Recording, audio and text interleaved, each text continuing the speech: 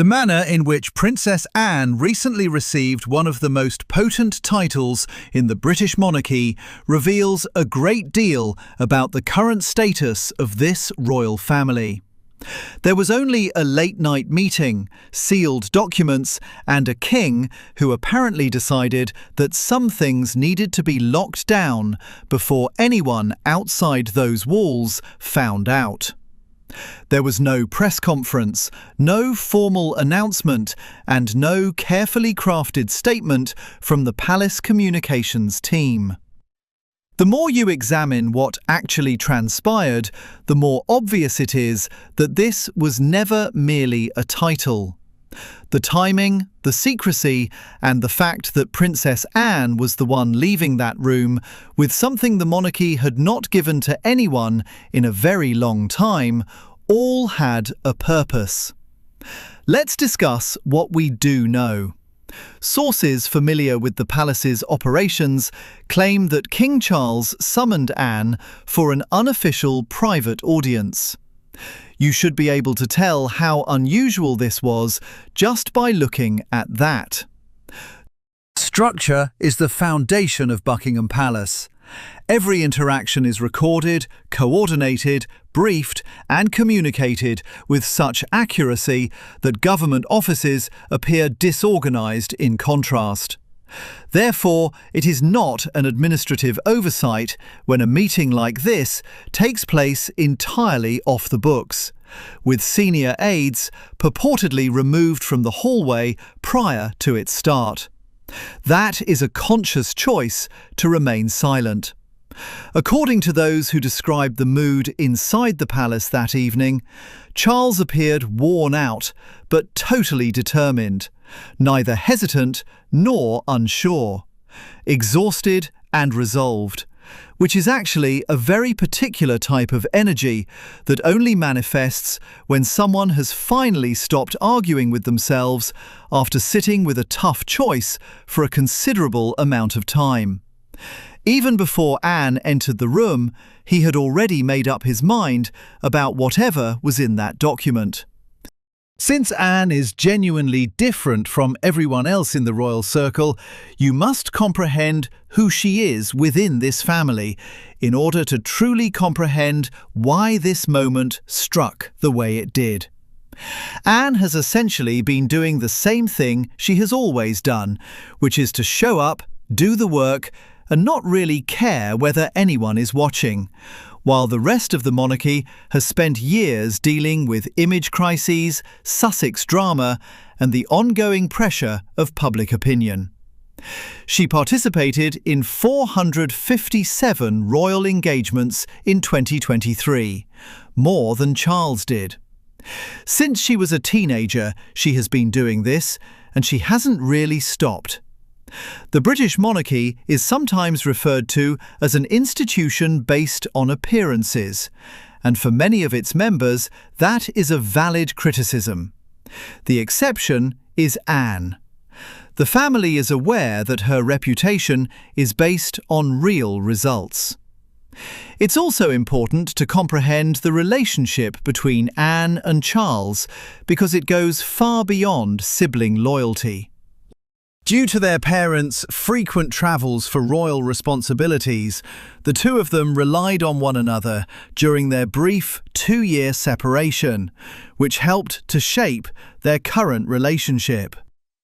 That intimacy has never truly diminished. It is well known that Anne is one of the few individuals in Charles's inner circle who will be honest with him, even if he doesn't want to hear it. He truly appreciates that, which is uncommon for someone in his position, and she gives him her honest opinion and pushes back when she disagrees. Many people interpreted the gold stick in waiting title he gave her at his coronation as a ceremonial gesture, but those who are familiar with Charles's way of thinking saw it differently.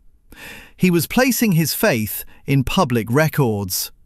That trust is elevated to a whole new level by the Princess Royal Regent title.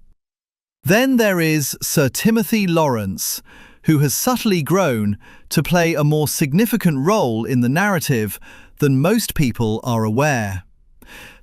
By royal standards, Timothy has been virtually invisible for the past 30 years. He is Anne's husband, a former naval officer, courteous and composed in every public situation, and hardly ever makes headlines. That degree of discretion is not coincidental in a family where even minor characters are frequently featured in the media. It is a deliberate decision that has shaped his entire standing in the family. He has never been a member of the royal family. When he married Anne, he was not granted a princely title. In essence, he has been 2 steps behind the woman he married for 30 years, without complaining. Those who keep a close eye on royal appointments noticed right away when Charles recently promoted him to Knight Grand Cross of the Royal Victorian Order, the highest rank possible within that honour system. This wasn't because of the title's formal meaning, but rather because of who bestowed it and why. The monarch is the sole giver of the Royal Victorian Order. It doesn't pass through committees or government channels. Charles made this conscious decision at this specific time because it is a direct expression of gratitude from the sovereign himself. Queen Camilla, Catherine and the Duchess of Edinburgh are among the group of individuals who possess that status. Timothy's symbolic seating next to those names now suggests something.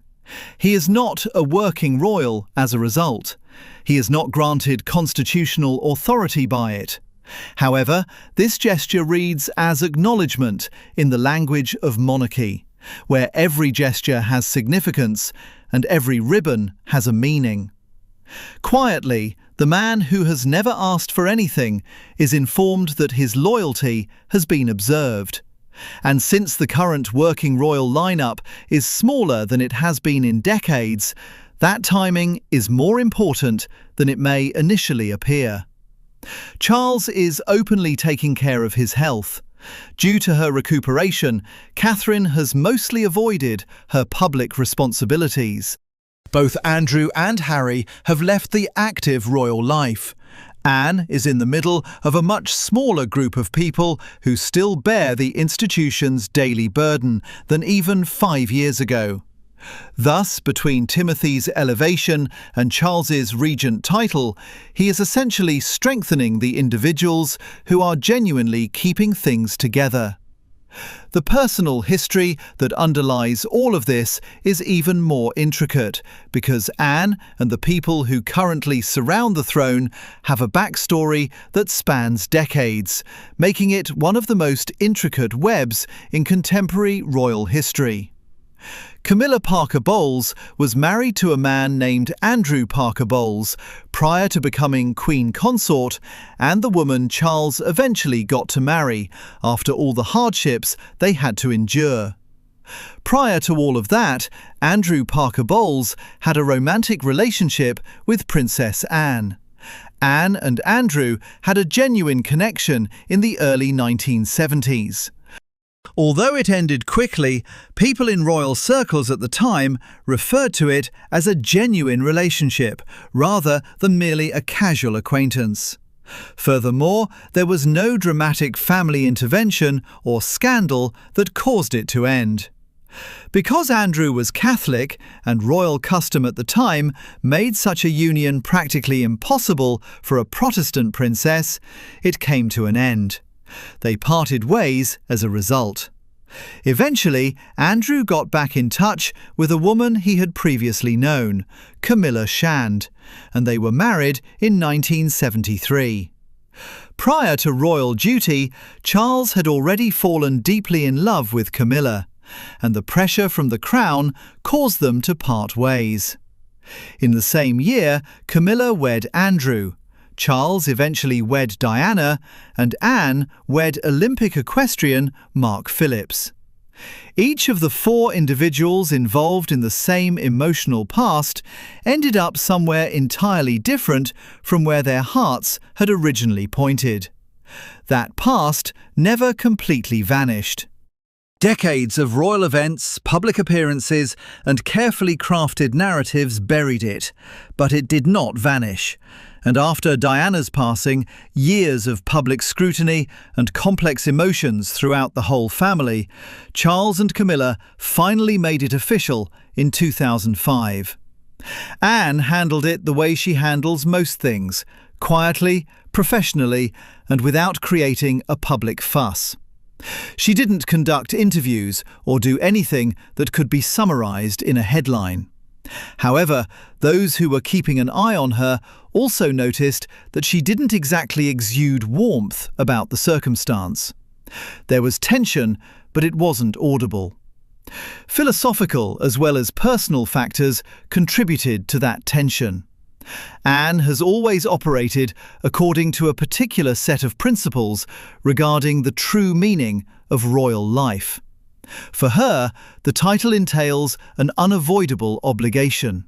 You work, you serve, you show up, and you don't ask for anything in return. That's the deal. In contrast to that framework, Camilla's route into the royal family was quite different. Her entry was not the result of decades of silent service, but rather of a relationship that had been the subject of years of public controversy, followed by a slow and occasionally awkward rehabilitation of her reputation. In the same way that you can appreciate someone's work without ever completely bridging the emotional gap, Anne appreciated Camilla's effort. In the grand scheme of things, the curtsy moment that royal observers noticed after Camilla was crowned Queen Consort was minor, but it garnered a lot of attention because it conveyed so much without using words. Anne didn't give a curtsy. Only Anne knows if that was a declaration or just a reflection of their complex shared past, but it did land.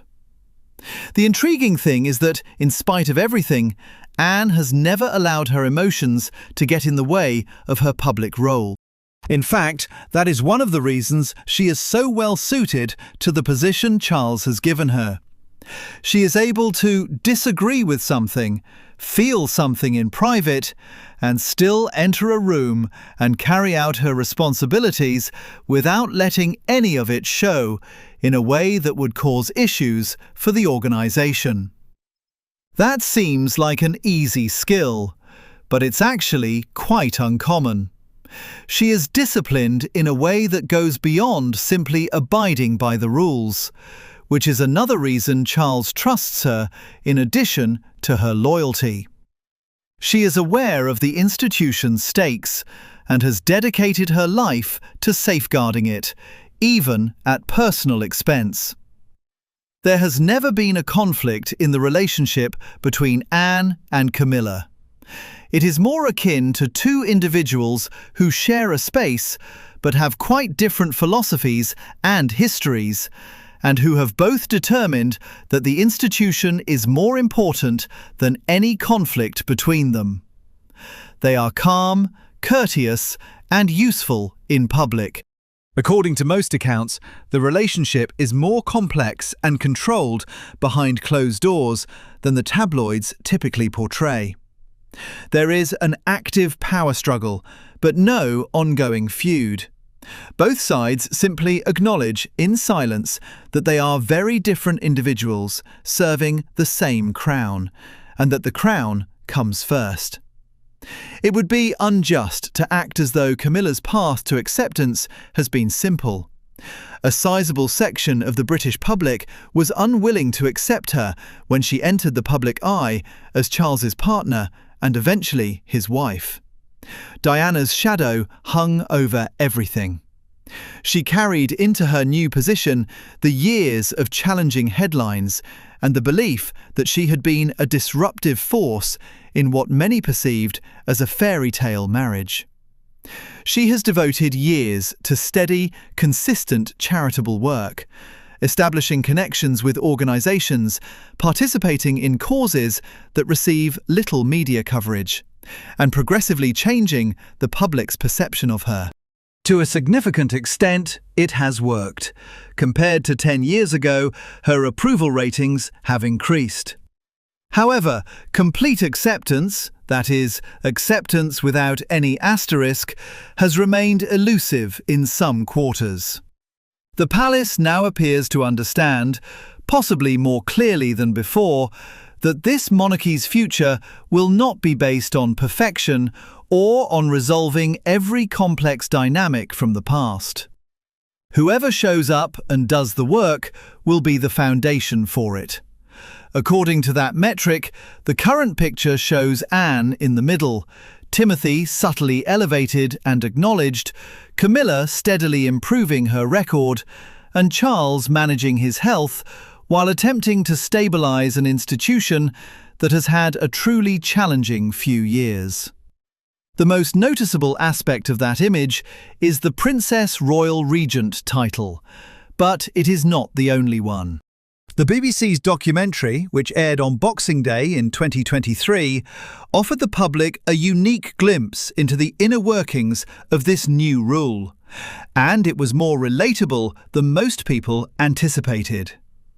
The coronation year, Charles III, chronicled Charles and Camilla's first year as kings, from the time immediately following Queen Elizabeth's passing to the coronation and the slower months that followed. It was written by Robert Hardman and narrated by Helena Bonham Carter. The tone was generally friendly, but not corny. The smaller moments that slipped through, rather than the ceremony footage that everyone had already seen, were what made it interesting. The Archbishop of Canterbury forgetting a line from a prayer. Charles and Camilla laughing with their team during rehearsals, and everyone in the room clearly trying not to react. As Charles fumbled with his ceremonial robe, Prince William made fun of his father's hands. These are not the moments that are staged for the camera. These are the kinds of moments that occur when people are genuinely at ease with one another and have momentarily forgotten that they are being filmed. One of the most emotionally honest parts of the entire documentary was Anne's contribution. She described experiencing a profound sense of relief when she witnessed the crown being taken from her mother's coffin during the funeral.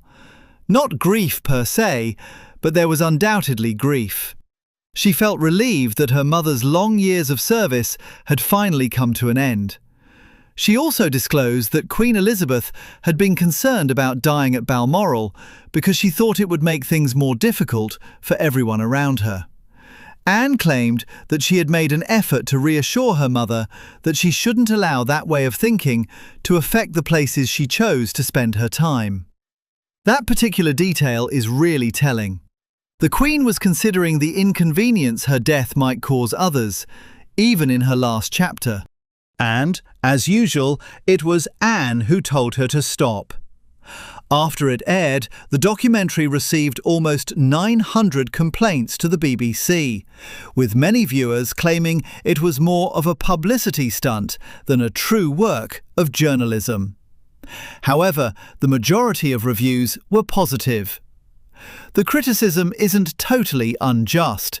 There was not a single mention of Harry, Andrew, the coronation protests, or anything that could be considered a significant critique of the royal family in the movie. The anti-monarchy group Republic's Graham Smith described it as a PR film dressed up as history, which is a fairly accurate description of what it was. However, this does not imply that it was worthless. Even with its evident limitations, it depicted a family attempting to recover from a devastating loss, while simultaneously staging one of the most closely watched public events in recent British history. For those who were prepared to watch it that way, rather than as investigative journalism, it offered something authentic because the nerves, humour and tiredness were real.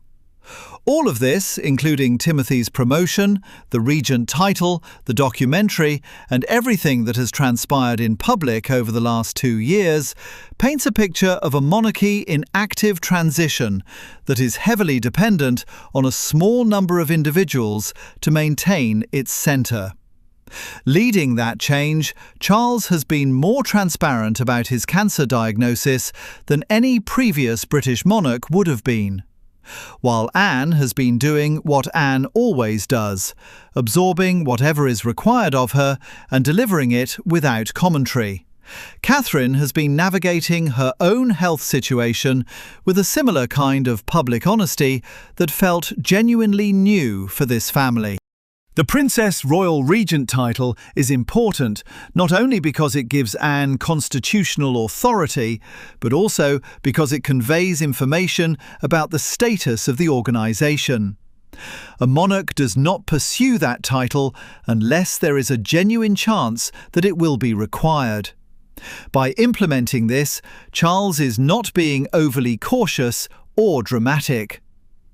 One of the more comforting aspects of his approach to this reign thus far is that he is being pragmatic. He is not acting as though nothing is wrong. He isn't using strength that he doesn't possess. By entrusting that responsibility to the person he most fully trusts, he is making structural decisions that safeguard the institution in the event that his absence becomes necessary.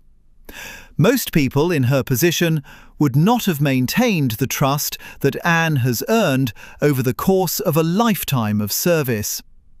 She became the first British royal to compete as an equestrian at the 1976 Summer Olympics in Montreal. She reportedly told her assailant, in her own words, "Not bloody likely." This tells you everything you need to know about her after she escaped a kidnapping attempt in 1974. In order to give her children, Peter and Zara, a more typical life, she reared them without royal titles. Year after year, she has participated in events without cameras and for causes that don't make headlines without needing any attention. Charles's public declaration that he witnessed all of that was represented by the gold stick in waiting at the coronation. He is expressing his reliance on it with the Regent title. This family is currently smaller, more strained, and more reliant on fewer individuals than it has ever been. However, it is also more truthful about its true nature than it has been in a long time. Not because the palace has suddenly become transparent, but rather because the situation has compelled the kind of authenticity that image management alone cannot maintain. The gap between the public image and the private reality has shrunk. It is impossible to maintain the appearance of effortless stability when a king is battling cancer and still showing up, when his daughter-in-law is dealing with a serious illness in public, or when his most trusted sibling is receiving emergency powers in a midnight signing. Perhaps that's not totally a bad thing. Long-term survival of the monarchy has always depended more on being relevant than on being flawless. For better or worse, this family cannot be deemed irrelevant at this time. Nobody inside those palace walls can answer the question of whether that will be sufficient to get them through what comes next.